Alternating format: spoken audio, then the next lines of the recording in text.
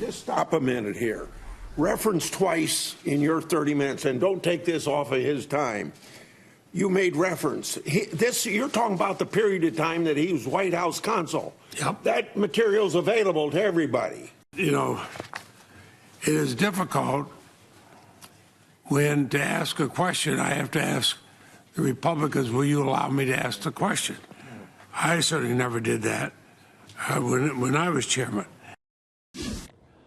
All right, this goes from bad to weird. Brett Kavanaugh in the middle of all this, he's trying to make his case amid, obviously, the tension between senators and the protesters.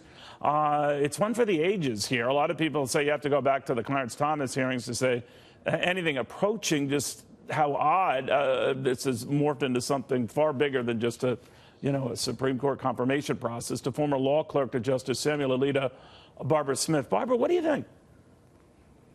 I was really shocked yesterday and this morning with the lack of decorum shown by some members of the Judiciary Committee. As you said, it's really almost unprecedented in terms of the last couple of nominations that we've seen. Obviously, Justice Gorsuch's nomination hearings were a bit of a snooze fest, so maybe Democrats are reacting to that and taking exactly the opposite approach here.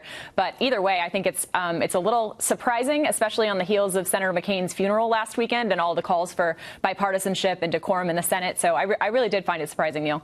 So what happens now? I mean, Democrats know the numbers and the math here doesn't look good, but you can push for delay. I guess this, shutting things down at 2 p.m. was a Chuck Schumer-inspired moment there to try to delay this. But again, Mitch McConnell comes back and said that he would shut down the Senate, but the Judiciary Committee could continue its work. And so anyway, all these parliamentary back and forth just mean that Republicans still are getting their way, right?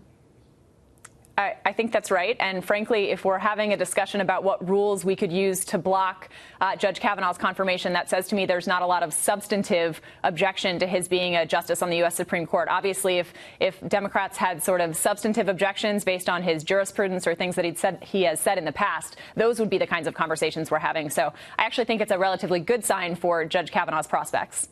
All right. Now, here's a case, and I've raised the number of guests. I want to get your thoughts on this, Barbara. He has a very long, that is, Judge Kavanaugh, very long written record. I mean, it's not a mystery to find out his thoughts on a whole host of subjects, let alone his time serving in the Bush White House in a variety of capacities, including, for better than a year, handling all documents that came in and out of that White House.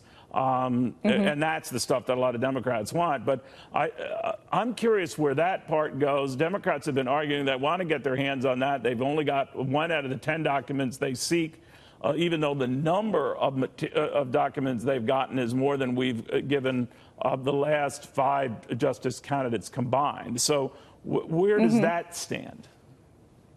Well, Neil, when we're talking about documents from Judge Kavanaugh's time in the White House, obviously he was serving a much different role in the executive branch, advising the president, than what he's been doing for the last 12 years on the D.C. Circuit. And, of course, when he was up for nomination and was ultimately confirmed to the D.C. Circuit in 2006, in my mind, that would have been the appropriate time to ask about those White House-era documents. Having been a judge for 12 years, though, I think the best evidence of what kind of Supreme Court justice he would be really lies with the almost 300 opinions that he's authored as a judge on the D.C. Circuit. So I think that's sort of the best evidence we should be looking to, and not documents from decades ago. You know, the timetable still, Barbara, I guess, is by the end of the week, Saturday at the latest, get him out of the committee. In other words, approved by the Judiciary Committee, and for a full Senate vote next week. I think that's the timeline. Is that doable? Well, frankly, I think there's a little bit of wiggle room there. In my mind, I know the administration has said their goal is to have him on the bench on First Street by October 1, which is when the Supreme Court will start sitting for this next term. And frankly, I know Judge Kavanaugh's bright enough that if you gave him a couple days lead time, he'd be prepared for that October 1st date. So as long as he, makes it through committee and makes it through a vote and can be sworn in as a justice by October 1st, I think we're in good hands. How do you think these hearings are going? All this crazy parliamentary back and forth, the protesters. I've never seen so many at a hearing, but all of that.